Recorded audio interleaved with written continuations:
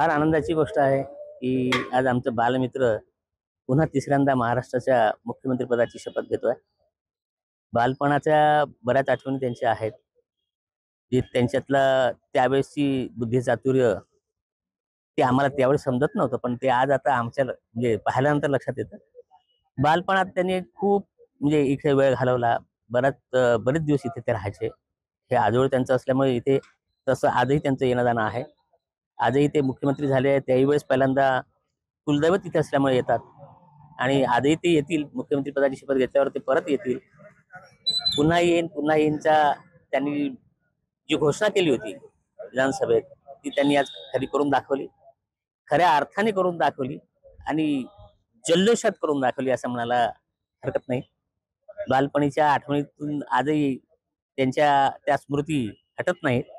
कारण कधी-कधी वेळ मिळाला की त्यांच्या ह्या सगळ्या यशाबद्दल पाहताना आम्हाला ते सगळे प्रसंग आठवतात.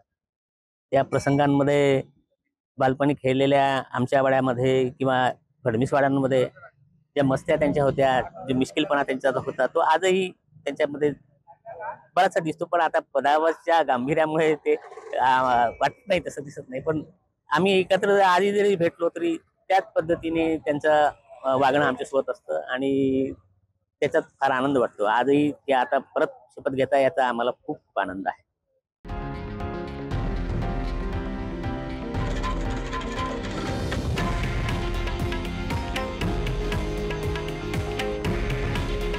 हे आहे देशातील नंबर 1 न्यूज नेटवर्क आणि आपण पाहत आहात TV9 मराठी. काळजी तुमची, हित महाराष्ट्राचं.